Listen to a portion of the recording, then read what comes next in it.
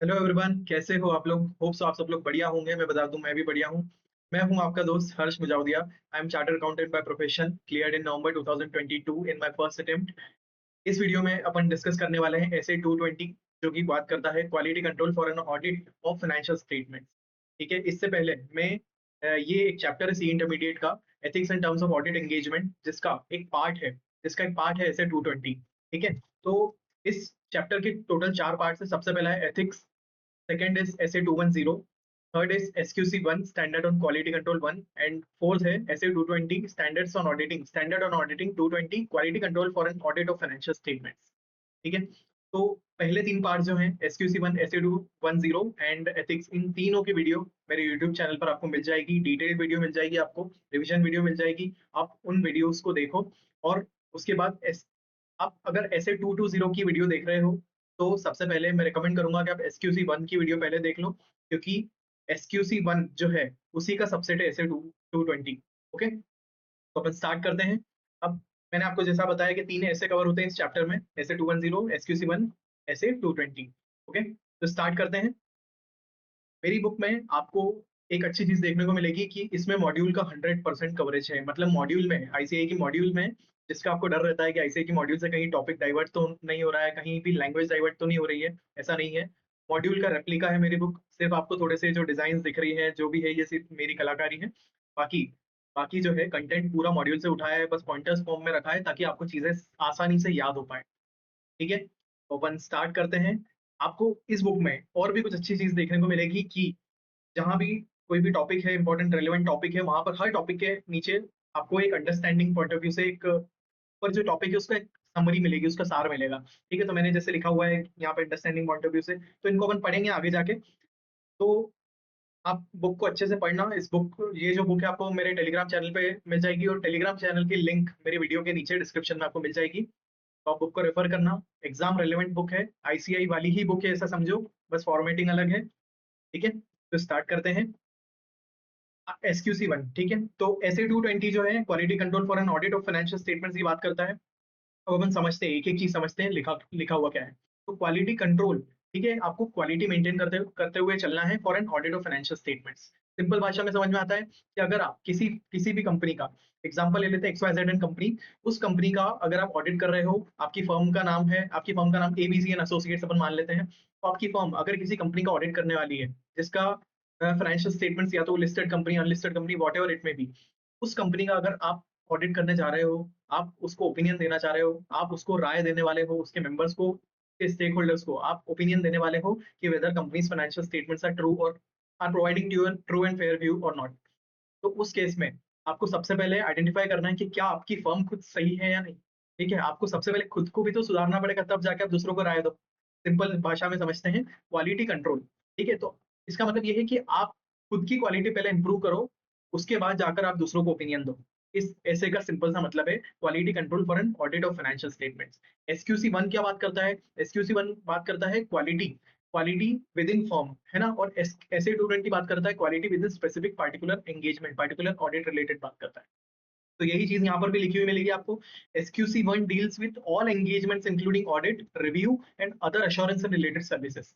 ठीक है, तो ऑडिट आ गया, उसमें लिमिटेड रिव्यू आ गया, उसमें अदर सर्टिफिकेट आप कुछ प्रोवाइड कर रहे हो, सारी एंगेजमेंट्स में जो भी अश्योरेंस रिलेटेड एंगेजमेंट्स है, अदर एंगेजमेंट्स में, सबके केस में फर्म को एक quality control policies and procedures define करना है। एक सिस्टम ऑफ क्वालिटी कंट्रोल होना चाहिए, इंक्लूडिंग 6 एलिमेंट्स। वो 6 एलिमेंट्स क्या है, आपको SQC 1 पढ़ोगे तब आपको समझ में आएगा। वैसे ही कुछ 6 एलिमेंट्स आप SA 220 में भी समझोगे, पर ये स्पेसिफिक टू द ऑडिट रहेंगे। ठीक है, ऑडिट एंगेजमेंट एक स्पेसिफिक टू द एक एंगेजमेंट रहेंगे। ठीक है, this applies to entire firm. अब SA 220 क्या बोलता है? SA 220 deals only with audit engagement. ठीक है, सिर्फ एक ऑडिट एंगेजमेंट से डील करता है। Applies to a particular audit engagement. ठीक है, ये बहुत डिफरेंस क्लियर रखना अपने दिमाग में।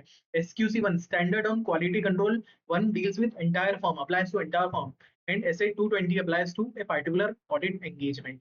ओके, आगे बढ़ते हैं। Based upon quality control system of the firm. ठीक है, सिस्टम SQC 1 में क्वालिटी कंट्रोल सिस्टम बना फर्म में। ठीक है, तो क्वालिटी कंट्रोल सिस्टम जो बना फर्म में, उसके बेसिस पर आपको एंगेजमेंट, ऑडिट एंगेजमेंट में भी वो quality control policies and procedures बनाना है। क्या लिखा हुआ है कि based upon quality control system of the firm, quality control policies pertaining to audit engagement are decided by engagement teams. जो भी एंगेजमेंट टीम होगी, जो 5 लोगों की एंगेजमेंट टीम है, ऑडिट टीम है, वो जाके किसी ऑडिट एंगेजमेंट को कंप्लीट करने के लिए जा रहे हैं, वो ऑडिट करने जा रहे हैं किसी क्लाइंट के वहाँ। तो उनको इंश्योर करना है कि वो एक quality control policies and procedures जो भी है विद एज पर एसए 220 उनका कंप्लायंस करते हुए काम करें। ठीक है, जो फर्म में बनाई थी उन पॉलिसीज को अप्लाई करें while doing that audit, particular audit. ठीक है, एंगेजमेंट पार्टनर मतलब वो पार्टनर हु इज जो उस एंगेजमेंट में ऑडिट कर रहा है, मतलब वो उस एंगेजमेंट में लीड है, ऐसा समझ सकते हैं, वो फर्म का पार्टनर है और वो उस स्पेसिफिक एंगेजमेंट में इन्वॉल्व है। ठीक है, of A team is responsible for quality control procedures of a particular engagement. जो एंगेज कौन रिस्पॉन्सिबल होगा, बहुत इंपॉर्टेंट चीज याद रखना, कोई भी पार्टिकुलर ऑडिट एंगेजमेंट है उसके लिए अगर कोई बंदा रिस्पॉन्सिबल है तो उसका नाम है एंगेजमेंट पार्टनर। क्या नाम है? EP, engagement partner. ठीक है, in accordance with SA 220 quality control for an audit of financial statements.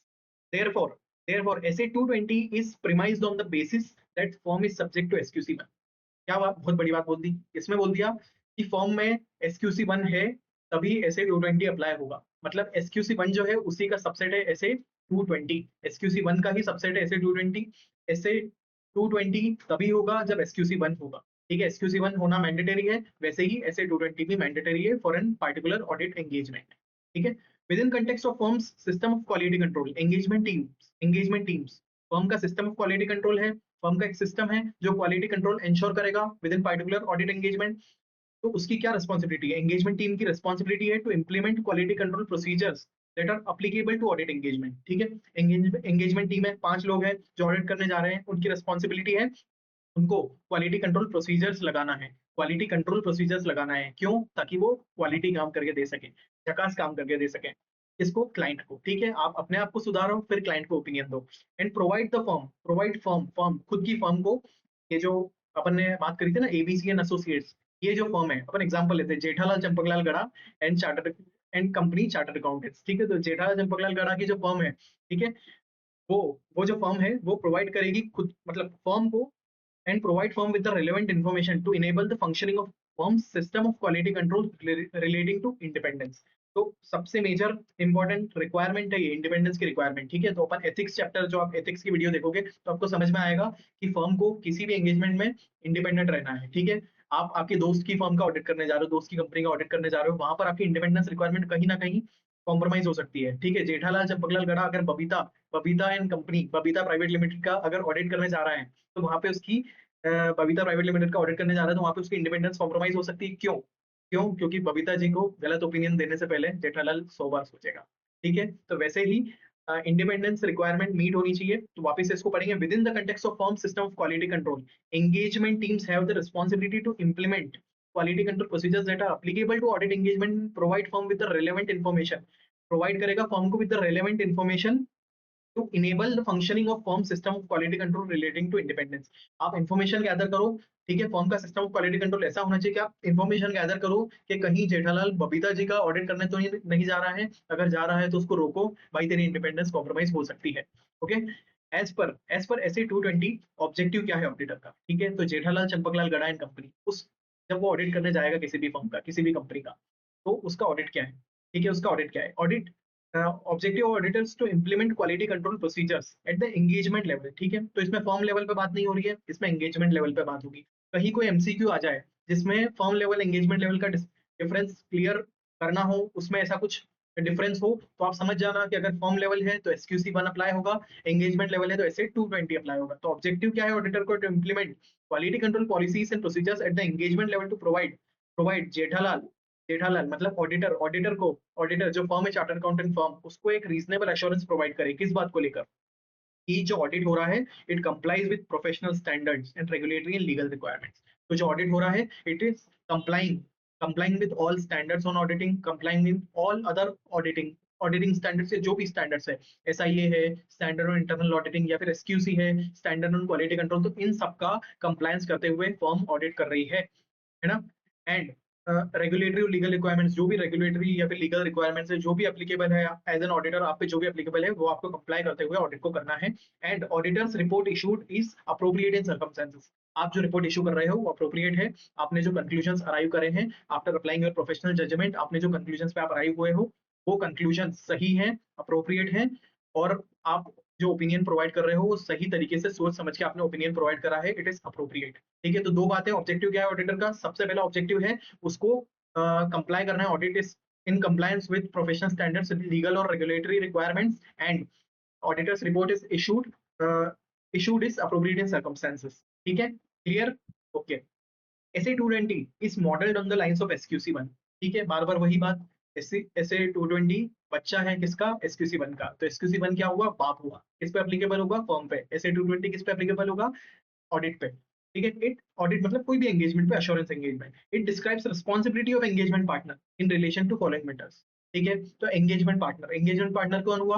वो जो स्पेसिफिक एंगेजमेंट में इन्वॉल्व है, वो एंगेजमेंट जिस पे ऐसे 220 अप्लाई होना है। ठीक है, तो वो एंगेजमेंट में जो एंगेजमेंट पार्टनर जो इन्वॉल्व है, वो एंगेजमेंट पार्टनर की क्या रिस्पॉन्सिबिलिटीज है? उसकी 6 रिस्पॉन्सिबिलिटीज है। ठीक है, तो engagement partner responsibilities are towards. ठीक है, तो सबसे पहली रिस्पॉन्सिबिलिटी है leadership responsibility for quality on audit. आपको लीडर बन के ध्यान रखना है कि आपको क्वालिटी काम करके देना है। कैसा काम करके देना है? क्वालिटी काम करके देना है, झकास काम करके देना है। ठीक है, आप ऐसा नहीं माना जाए कि सीए आया था बेकार काम करके गया, आपकी रेपुटेशन पे बात नहीं आनी चाहिए। आपको ध्यान रखना है झकास काम करके देना है। ठीक है, सेकंड है मॉनिटरिंग। ठीक है, जो भी काम हो रहा है फर्म में, जो भी पॉलिसीज एंड प्रोसीजर्स है वो रेलेवेंट है, एडिक्वेट है, सही से काम कर रहे हैं, आपने जो ऑडिट करा है वो सही से करा है, प्रॉपर रिव्यू मैकेनिज्म है फर्म में। तो ये चीज कौन किस चीज में डिस्कस होती है? Monitoring. Third is engagement performance. ठीक है, तो आप जो एंगेजमेंट में इन्वॉल्व हो, आप उसको परफॉर्म जब कर रहे हो, तो it is being performed as per applicable professional standards, relevant ethical requirements का आप कंप्लायंस कर रहे हो, एंड जो भी लीगल और रेगुलेटरी रिक्वायरमेंट्स है उन सबका कंप्लायंस करते हुए आप कंपनी का ऑडिट कर रहे हो। ठीक है, फोर्थ है रेलेवेंट एथिकल रिक्वायरमेंट्स। आप एथिक्स का कंप्लायंस कर रहे हो, आईसीआई के कोड ऑफ एथिक्स का कंप्लायंस कर रहे हो, आप कहीं भी इंडिपेंडेंस आपकी कॉम्प्रोमाइज नहीं हो रही है, और कोई भी थ्रेट्स टू इंडिपेंडेंस नहीं है। अगर है तो आपको एंगेजमेंट से विड्रॉ कर लेना चाहिए, या फिर उन थ्रेट्स को एलिमिनेट या फिर रिड्यूस करने की कोशिश करना चाहिए। फिफ्थ बात करता है acceptance and continuance of client relationship and audit engagements. ठीक है, तो आपको डिसाइड करना है कि आपको क्लाइंट के साथ ऑडिट एंगेजमेंट में इन्वॉल्व होना है, आपको एक्सेप्ट करना है या नहीं। आपको ये डिसाइड करना है, एक मिनट, आपको ये डिसाइड करना है कि आपको एंगेजमेंट को कंटिन्यू करना है या नहीं, आपको नए क्लाइंट के साथ कोई एंगेजमेंट में एंटर होना है या नहीं, या फिर आपको पुराने ही क्लाइंट के साथ कोई नई एंगेजमेंट में एंटर होना है या नहीं। आपको आइडेंटिफाई करना है कि कोई गड़बड़ तो नहीं है, क्लाइंट ऑनेस्ट है या नहीं। ठीक है, तो ये सब चीजों को आइडेंटिफाई करते हुए आपको डिसीजन लेना है। नेक्स्ट है असाइनमेंट ऑफ एंगेजमेंट टीम्स। तो प्रोफेशनल कॉम्पिटेंट पीपल को आपको लोग काम पर लगाना है। ऐसा नहीं भलते ही कोई भी एम्प्लॉय को आपने काम में लगा दिया, ना उसको सीए का कोई ज्ञान है, वो सिर्फ एक बीकॉम वाला इंसान है जो आपकी फर्म में एज एन एम्प्लॉय काम करता है। तो आपको ध्यान रखना है, भले बीकॉम वाला हो पर उसको चीजों का नॉलेज होना चाहिए। ठीक है, ऐसा कहीं नहीं लिखा है कि सिर्फ सीए ही जाके एंगेजमेंट में इन्वॉल्व हो सकता है, ऐसा नहीं लिखा है। आप आर्टिकलशिप में भी तो इन्वॉल्व होते हो। ठीक है, तो आप जब आर्टिकलशिप करोगे आगे जाकर, तब भी आप असाइनमेंट में इन्वॉल्व होगे। तो आपको प्रोफेशनली कॉम्पिटेंट रहना है, और आपको प्रोफेशनल स्केप्टिसिज्म के साथ ऑडिट को, असाइनमेंट को कंटिन्यू करना है। ठीक है, तो ये 6 चीजें, leadership, monitoring, engagement performance, relevant ethical requirements, acceptance and continuance of client relationship, and assignment of engagement teams. इसको याद करने के लिए, इन 6 चीजों को याद करने के लिए मैंने आपके लिए निमोनिक बनाया है। साइड में लिखा हुआ है एंगेजमेंट टीम। ठीक है, तो एंगेजमेंट टीम के लीडर को, एंगेजमेंट टीम के लीडर ने एक्सेप्ट किया कि लोगों को एथिक्स सिखाना है, एंगेज रखना है, एंड उनको मॉनिटर करना है। क्या बात है? एंगेजमेंट टीम के लीडर ने, यहाँ पे आ गया, एंगेजमेंट टीम के लीडर ने एक्सेप्ट किया कि उसको लोगों को एथिक्स सिखाना है, एंगेज रखना है, और मॉनिटर करना है। क्या बात है? एक और बात, एंगेजमेंट टीम के लीडर ने एक्सेप्ट किया है कि उसे लोगों को एथिक्स सिखाना है, सबके साथ एंगेज रहना है, एंड मॉनिटर करना है। याद हो जाएगा? याद करना पड़ेगा। ठीक है, तो ऑडिट की सबसे इंपॉर्टेंट बात यही है कि आपको चीजों को याद करना पड़ता है, आपको चीजों को रटना पड़ता है। ठीक है, समझ में तो आई जाएगी चीजें, समझाने के लिए हम बैठे हुए हैं, बहुत टीचर बैठे हुए हैं, आपको चीजें समझ में तो आई जाएगी, पर आपको चीजों को रटना पड़ेगा। आपको बोल्ड वर्ड्स याद करने पड़ेंगे। आप बोल्ड वर्ड्स जो जो मैंने बोल्ड किए हुए हैं ना, ये कीवर्ड्स हैं। इन कीवर्ड्स को आप याद करोगे, इनको आप एग्जाम में लिख के आओगे ना, तो आपके मार्क्स ज्यादा आने की बहुत बहुत बहुत ज्यादा प्रोबेबिलिटी है। इस बात को मैं दावे के साथ कह सकता हूँ, मैंने खुद इस चीज को रियलाइज किया है जब मेरे ज्यादा मार्क्स आए थे ऑडिटिंग में। मेरे ऑडिट में सीए फाइनल में 77 मार्क्स थे, और मेरे इंटरमीडिएट में सिर्फ 49 मार्क्स थे। तो 49 से 77 का जो जंप था ना, वो मुझे पता है इन कीवर्ड्स की वजह से ही आया था। बाकी सेंटेंस फॉर्मेशन आप अपने अकॉर्डिंग कर सकते हो, पर अगर आपने कीवर्ड्स लिखे तो कॉपी चेकर को कीवर्ड्स दिखते हैं, और उसके बेसिस पर वो 100% मार्क्स देता ही है। 100% मार्क्स देता है ऐसा नहीं, वो आपको मार्क्स देता है, ऐसा बोलना चाह रहा हूँ। ठीक है, ध्यान रखना। कीवर्ड्स याद रखने हैं आपको। मैंने इसलिए आपके लिए बोल्ड किया है, आप ही के लिए किया है, मेरे लिए नहीं किया है। ठीक है? तो सबसे पहला रिस्पॉन्सिबिलिटी जो है एंगेजमेंट पार्टनर की किसके प्रति है? लीडरशिप रिस्पॉन्सिबिलिटी होनी चाहिए उसकी फॉर क्वालिटी ऑन ऑडिट्स। ठीक है? तो क्या लिखा हुआ है कि leadership responsibility of engagement partner is to take responsibility of overall quality of audit. क्या समझ में आया? ऑडिटर को, एंगेजमेंट पार्टनर को ये चीज इंश्योर करना है कि उनको एकदम क्वालिटी काम करके देना है। ठीक है? उनको एक अच्छा काम करके देना है, उनको एक अप्रोप्रिएट चार्टर्ड अकाउंटेंट ने किया ऐसा काम माना जाए, ऐसा अच्छा काम करके देना है, झकास काम करके देना है। ठीक है? ऐसी चीजें याद होती है यार। ठीक है? तो द एक्शंस ऑफ द, मैं भी ऐसे ही याद करता था, ऐसे ही चीजें याद होती है। और ऐसी चीजें मस्ती करते करते याद करेंगे ना, तभी चीजें याद होती है। और ये निमोनिक वगैरह ये सब लॉजिक में ढूंढना मैजिक होता है निमोनिक्स में, पर याद करना। The actions of the engagement partner and appropriate messages to other member of the engagement team. जो एक्शन में एंगेजमेंट पार्टनर लेगा and other actions of appropriate messages to the engagement team. ठीक है? तो member of the engagement team है, सिर्फ engagement partner तो एक ऑडिट को नहीं करेगा, वो अपने आर्टिकल्स के साथ करेगा, एम्प्लॉइज के साथ करेगा, और कोई पार्टनर के साथ मिलके वो ऑडिट को करेगा। तो उनकी रिस्पॉन्सिबिलिटी है, और वो जो एक्शन लेंगे एंड अप्रोप्रिएट मैसेजेस किसको? जो मेंबर्स ऑफ द टीम है, in taking responsibility for overall quality on each audit engagement. तो उनकी रिस्पॉन्सिबिलिटी उनको बताएगा कि आपको ओवरऑल क्वालिटी मेंटेन करना है हर ऑडिट को करते टाइम। ये किस चीज पे एम्फेसिस करती है? सबसे पहला, द इंपॉर्टेंस क्या है क्वालिटी ऑफ ऑडिट की, and the fact that quality is essential. सबसे पहला कि क्यों क्वालिटी इंपॉर्टेंट है, और दूसरा कि फैक्ट, ये चीज फैक्ट है कि क्वालिटी एसेंशियल है, क्वालिटी बहुत बहुत बहुत महत्वपूर्ण है। ठीक है?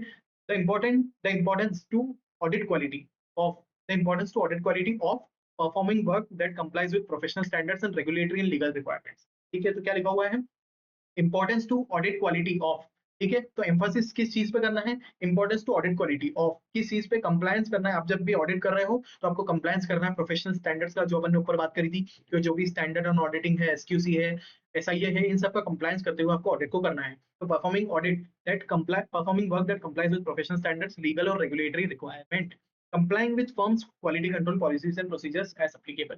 फर्म ने अपने लिए एसक्यूसी 1 में, स्टैंडर्ड ऑन क्वालिटी कंट्रोल 1 में, जो भी फर्म ने अपने क्वालिटी को कंट्रोल करने के लिए, क्वालिटी को मेंटेन करने के लिए फर्म ने जो पॉलिसीज एंड प्रोसीजर्स बनाए थे, उनका कंप्लायंस करना है। ठीक है? Issuing auditors report that is appropriate in circumstances. Auditor का ऑब्जेक्टिव क्या था? कि जो ऑडिट रिपोर्ट वो इशू कर रहा है वो अप्रोप्रिएट है।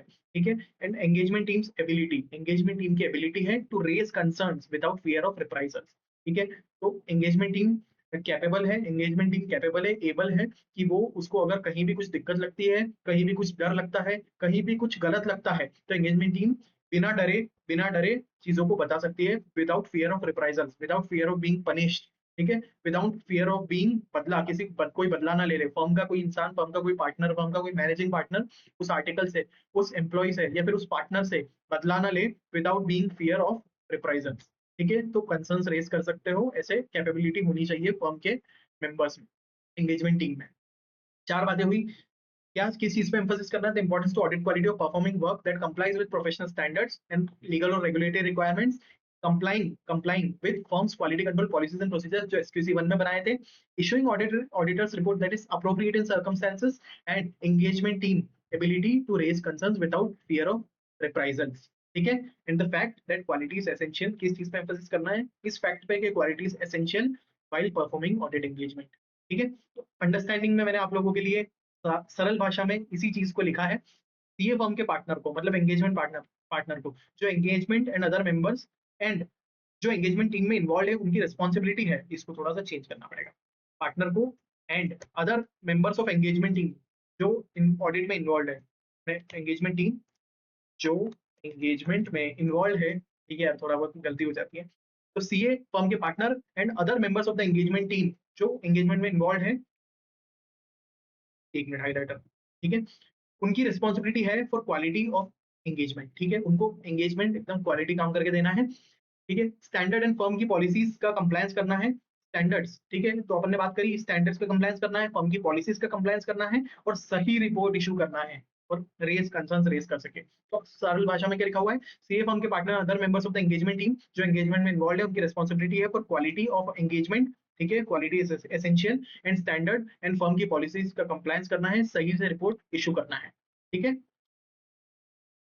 नेक्स्ट है मॉनिटरिंग। ठीक है? तो मॉनिटरिंग अपन ने डिस्कस करा था, फर्म में पॉलिसीज एंड प्रोसीजर्स होना चाहिए कि चीजों को मॉनिटर कर सके, जो भी असाइनमेंट कंप्लीट हुआ है, जो असाइनमेंट ऑनगोइंग है उसको मॉनिटर कर सके। ठीक है, तो अंडरस्टैंडिंग को पहले पढ़ते हैं, हिंदी में समझ में आएगा, इंग्लिश में। ठीक है, तो सीए फर्म में ऑडिट एंगेजमेंट के लिए मॉनिटरिंग प्रोसेस होनी चाहिए। ऑडिट एंगेजमेंट के लिए मॉनिटरिंग प्रोसेस होनी चाहिए to ensure quality of audit engagement, ठीक है, quality and compliance with all requirements such as compliance with essays, independence requirements, etc. ठीक है, तो मॉनिटरिंग पॉलिसीज एंड प्रोसीजर्स होना चाहिए ताकि क्वालिटी काम करके दे पाए और आप कंप्लायंस कर रहे हो विद एसेज और इंडिपेंडेंस की जो भी रिक्वायरमेंट है उनका। ठीक है, तो क्या लिखा हुआ है, मॉड्यूल की लैंग्वेज में पढ़ते हैं। An effective system of quality control includes a monitoring process. ठीक है, effective system of quality control तब माना जाएगा जब उसमें मॉनिटरिंग प्रोसेस होगी। पार्टनर की एंगेजमेंट, पार्टनर की responsibility towards monitoring includes a monitoring process designed to provide firm with the reasonable assurance that its policies and procedures relating to system of quality control are relevant, adequate and operating effectively.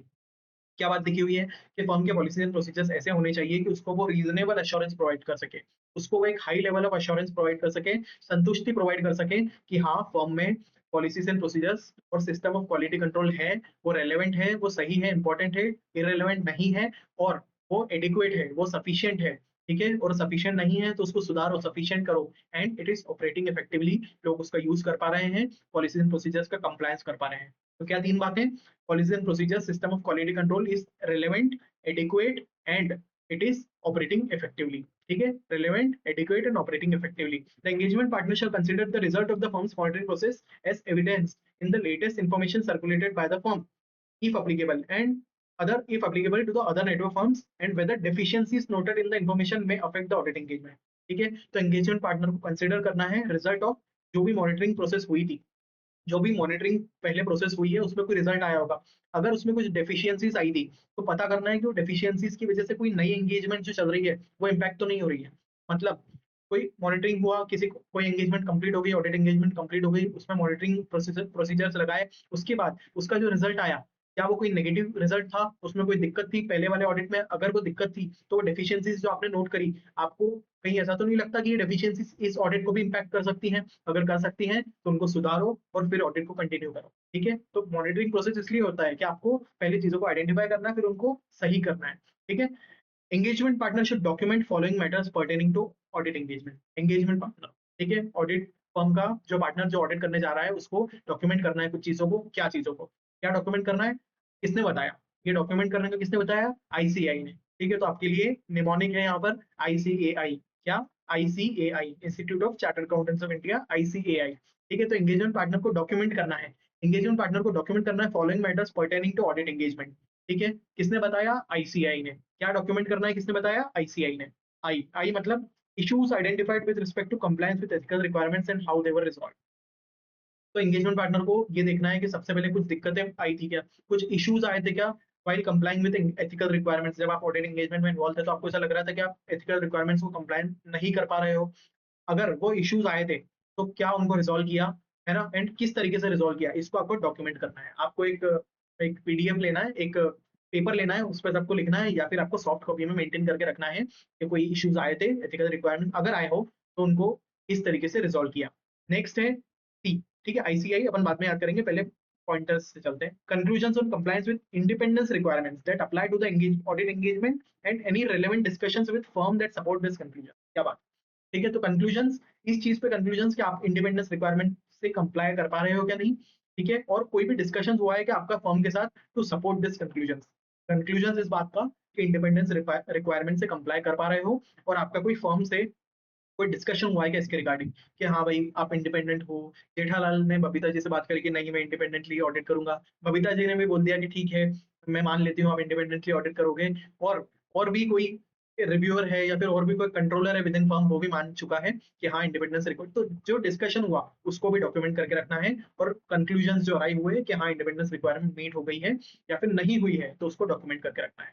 Conclusion reach regarding acceptance and continuance of client relationship and audit engagement. ठीक है, तो आप conclusions पे जो arrive हुए कि accept करेंगे या नहीं करेंगे, क्लाइंट की रिलेशनशिप को कंटिन्यू करेंगे या नहीं करेंगे। तो कुछ केसेस हैं जहां पर आपको फर्म के बारे में इंफॉर्मेशन ऑब्टेन करनी पड़ती है, पता करना पड़ता है कि फर्म सही है नहीं, कंपनी सही है नहीं, सॉरी फर्म नहीं कंपनी जिसका आप ऑडिट करने जा रहे हो, बबीता प्राइवेट लिमिटेड, तो जेठालाल को पता करना है कि कंपनी का उसको ऑडिट करना है या नहीं, बबीता प्राइवेट लिमिटेड का ऑडिट करना है या नहीं, एक्सेप्ट करना है या नहीं, एंगेजमेंट कंटिन्यू करना है या नहीं, तो उस केस में आप जो कंक्लूजन पर आए हुए उनको भी जेठालाल को डॉक्यूमेंट करके रखना पड़ेगा।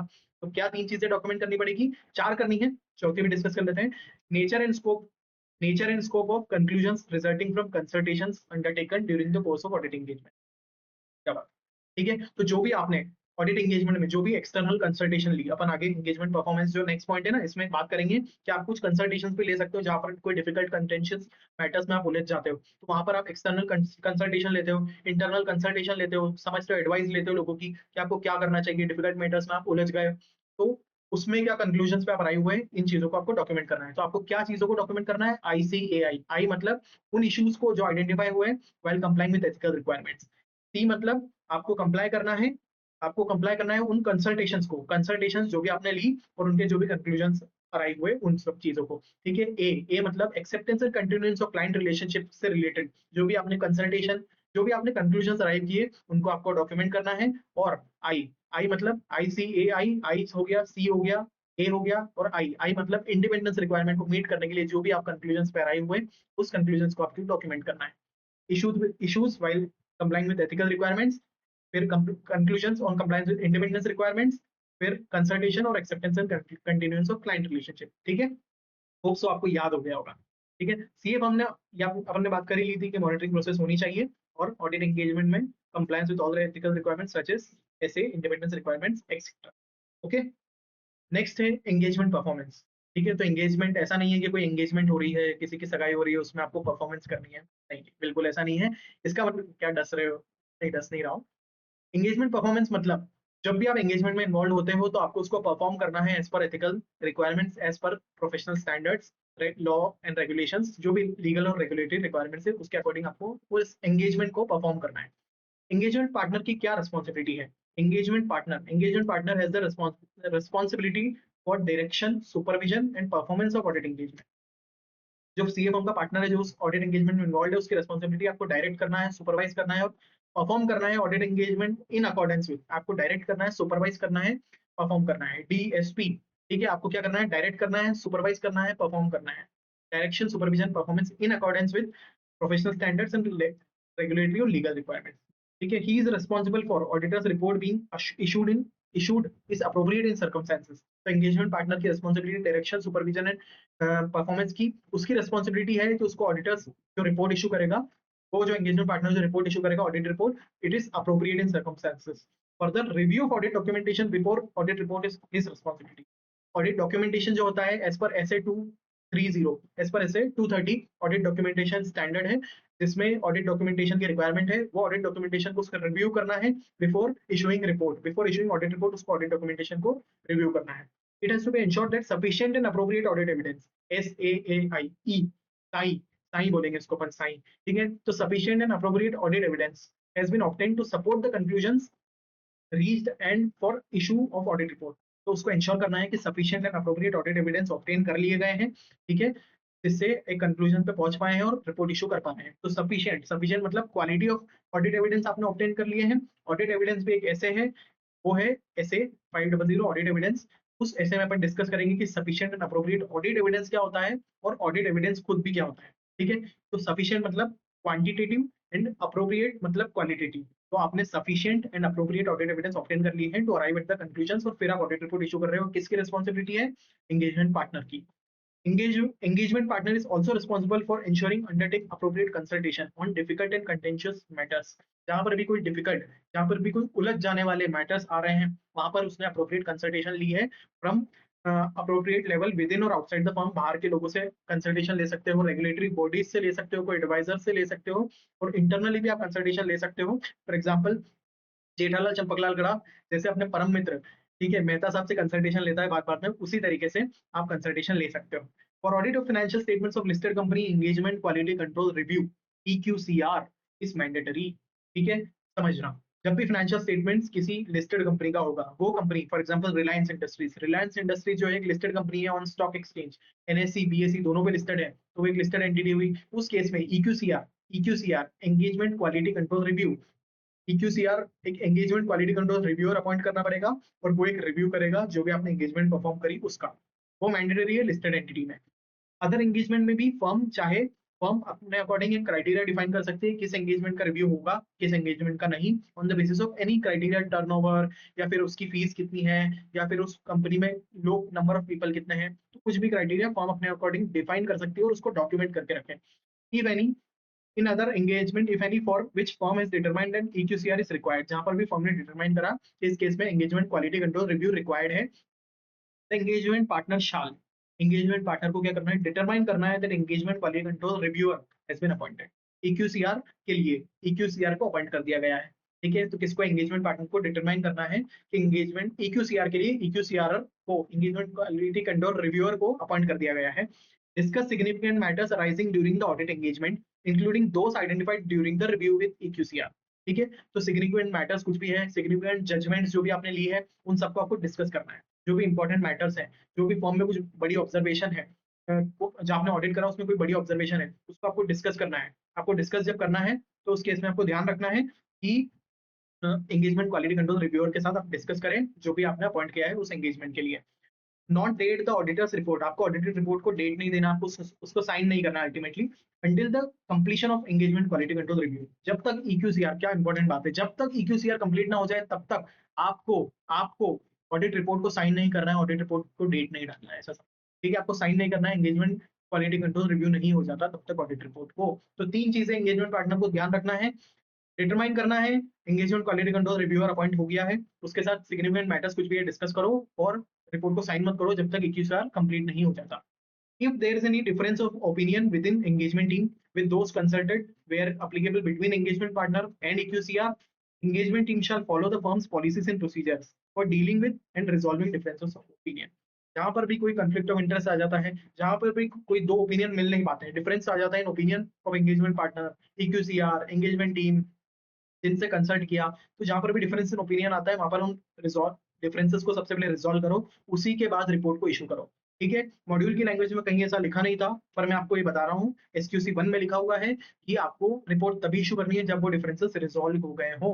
ओके, तो CA फर्म के पार्टनर की रिस्पॉन्सिबिलिटी है for performance of engagement, report सही से इशू करना, ऑडिट डॉक्यूमेंटेशन प्रॉपर होना, फर्म को एंगेजमेंट के लिए EQCR अपॉइंट करना है जो ऑडिट एंगेजमेंट का रिव्यू करेगा।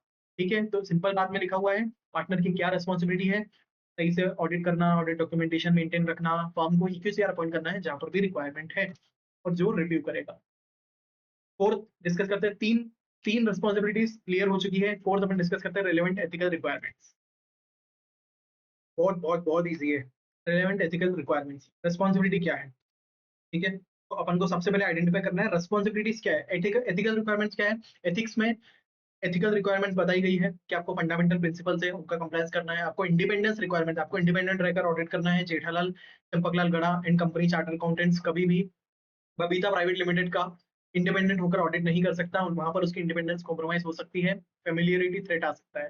ठीक है, तो responsibility of engagement partner in relation to ethical requirements in an audit engagement are as. ठीक है, रिस्पॉन्सिबिलिटी क्या है एंगेजमेंट पार्टनर की in relation to ethical requirements in audit engagement are as under identifying threats to independence regarding audit engagement. तो threat identify करना है, audit engagement में कुछ थ्रेट तो नहीं है। थ्रेट क्या क्या होते हैं, 5 तरीके के थ्रेट होते हैं, एथिक्स चैप्टर में डिस्कस करे हैं। 5 थ्रेट होते हैं, self interest threat, self review threat, advocacy threat, familiarity threat and intimidation threat. ठीक है, तो ये 5 थ्रेट होते हैं। Identifying an threat to independence relating to audit engagement that safeguards may not be able to eliminate or reduce to an acceptable level। ठीक है, ऐसा कोई थ्रेट एग्जिस्ट करता है क्या, उसको आइडेंटिफाई करना है। ऐसा कोई थ्रेट एग्जिस्ट करता है क्या जिसको सेफगार्ड्स लगाने के बाद भी, जिसको सेफगार्ड्स लगाने के बाद भी आप एलिमिनेट नहीं कर पा रहे हो, जिसको आप सेफगार्ड्स लगाने के बाद भी रिड्यूस नहीं कर पा रहे हो। ठीक है, तो ऐसा कोई थ्रेट एग्जिस्ट करता है क्या, एंगेजमेंट पार्टनर की रिस्पॉन्सिबिलिटी आइडेंटिफाई करना। Reporting by engagement partner to the relevant persons within firm to determine appropriate action. ठीक है, एंगेजमेंट पार्टनर को बताना है रिलेवेंट पर्संस को कि डिटरमाइन करो एक रिलेवेंट एक्शन, मुझे क्या एक्शन लेना चाहिए क्योंकि थ्रेट तो रिड्यूस नहीं कर पा रहा हूं मैं, which may include eliminating the activity or interest that creates the threat or withdrawing from the audit engagement where withdrawal is legally permitted।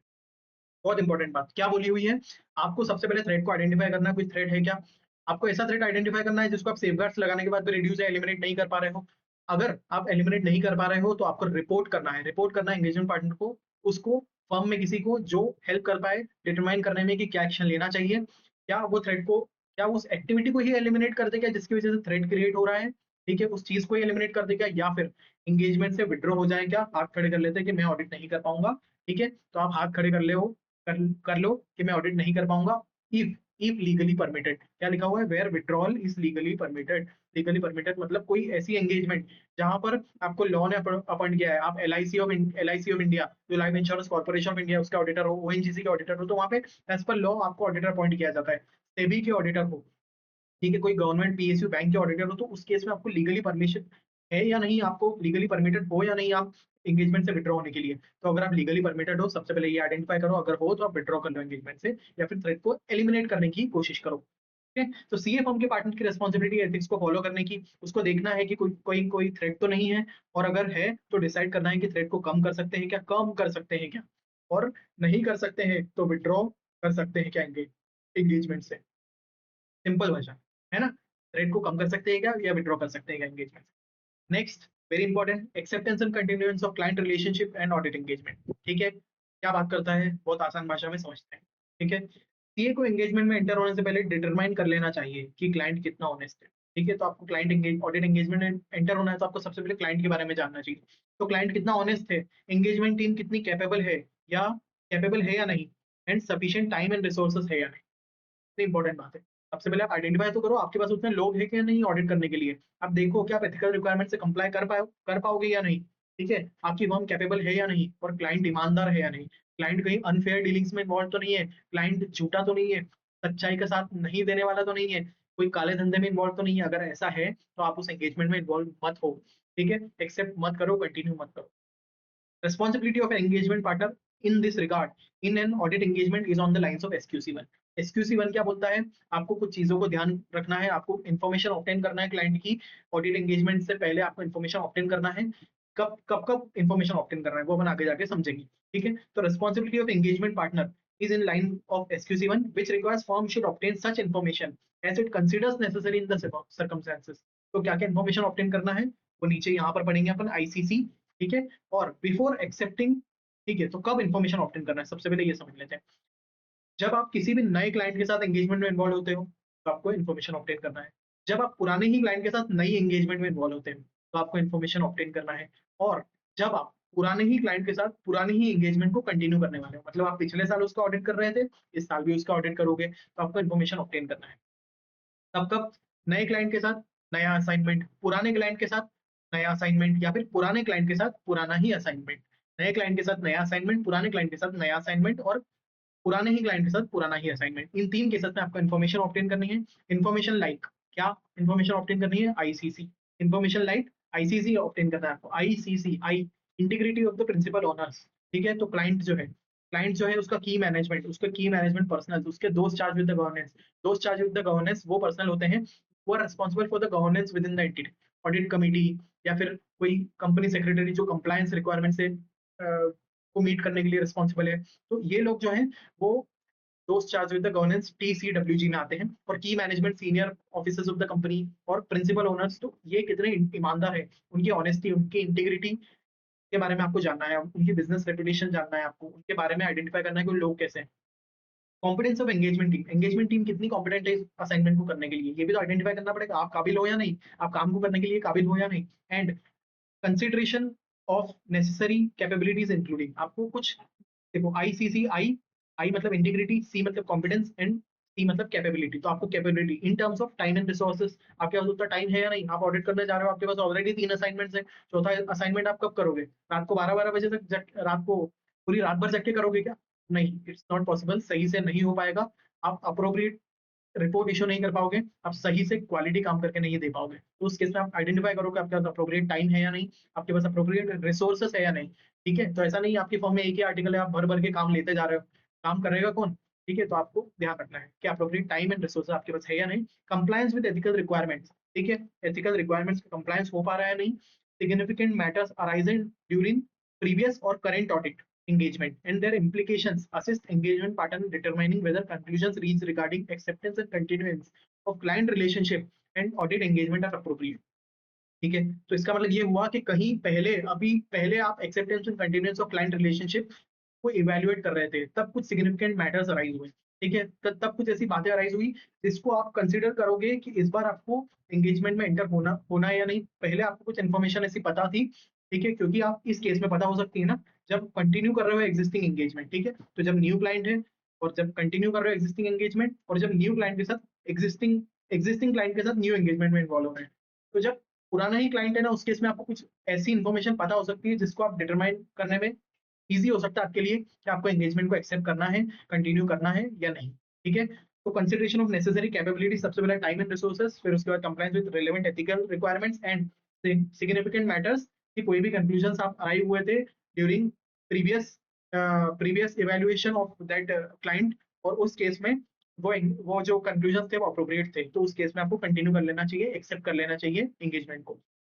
ठीक है, तो हिंदी में अपन ने समझा था कि सीए को एंगेजमेंट में एंटर होने से पहले डिटरमाइन कर लेना है, डिटरमाइन कर लेना है कि क्लाइंट कितना ऑनेस्ट है, एंगेजमेंट टीम कितनी कैपेबल है and sufficient time and resources है या नहीं। क्या बात है, क्लियर। 5 रिस्पॉन्सिबिलिटीज डिस्कस कर ली।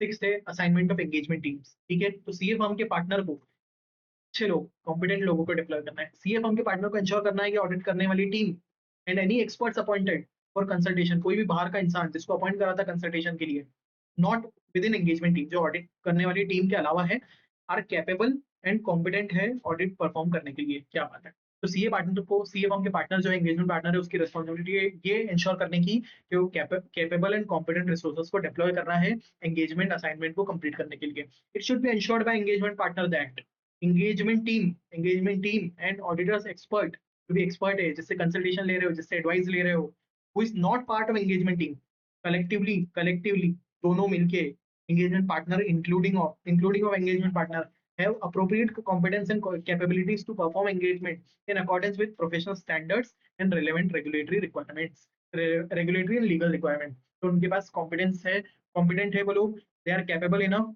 To perform the engagement in accordance with professional standards and relevant regulatory and legal requirements. ठीक है, तो 6 की 6 बातें मैंने डिस्कस करी। एंगेजमेंट टीम के लीडर को ने एक्सेप्ट किया है कि उसको लोगों को एथिक्स सिखाना है, एंगेज रखना है और उनको मॉनिटर करना है। ठीक है, तो सबसे पहला लीडरशिप अपने डिस्कस किया, एंगेजमेंट परफॉर्मेंस, मॉनिटरिंग, फिर उसके बाद relevant ethical requirements, acceptance and continuance of client relationship and audit engagement, and sixth is assignment of engagement teams, capable लोगों को डिप्लॉय करना है। होप सो आपको वीडियो अच्छी लगी है, आपको अच्छे से समझ में आया है चैप्टर SQC1। ये ऐसे 220 बहुत इंपॉर्टेंट ऐसे है, आपको इसको याद करना है। और ये जो है ना, इन तीनों ऐसे का मिलाकर 5, मतलब टोटल जो फोर्थ एक चैप्टर मैंने डिस्कस करा है ना, सी इंटरमीडिएट में जो चैप्टर है ethics and terms of audit engagement, इसका जो वेटेज है 8 to 10 मार्क्स का है। ठीक है, 8 to 10 मार्क्स, क्योंकि बहुत होते हैं, और एथिक्स में से कवर हो जाएंगे 4 से 5 मार्क्स। तो यहाँ पर आप देखो कि इन 3 ऐसे में से 5 मार्क्स का क्वेश्चन आ सकता है। तो उस केस में आपको ध्यान रखना है कि आपको इन सबको अच्छे से कंप्लीट करना है, और एग्जाम में याद रखना कि कीवर्ड्स को आप लिख कर आओ, अंडरलाइन करके आओ, ताकि कॉपी चेकर को वो चीज दिख जाए और उसके बेसिस पर आपको मार्क्स दे दे। ठीक है, तो बहुत बहुत जरूरी है कीवर्ड्स लिख कर आना, तभी जाके थ्योरी सब्जेक्ट में आपको स्पेसिफिकली तभी जाकर आपको मार्क्स मिलते हैं। मैं इस चीज को दावे के साथ कह सकता हूँ। ठीक है, होप सो आपको वीडियो अच्छी लगी है, आपको कंटेंट अच्छा लगा है मेरी बुक का, और अगर अच्छा लगा है तो आप लोगों के साथ शेयर करो, और वीडियो अच्छी लगी है तो लाइक करो, शेयर करो, सब्सक्राइब करो चैनल को, और कमेंट कर दो मेरे लिए, ताकि मुझे फीडबैक मिल जाए, मुझे अच्छा लगे। Thank you so much, all the best, bye bye.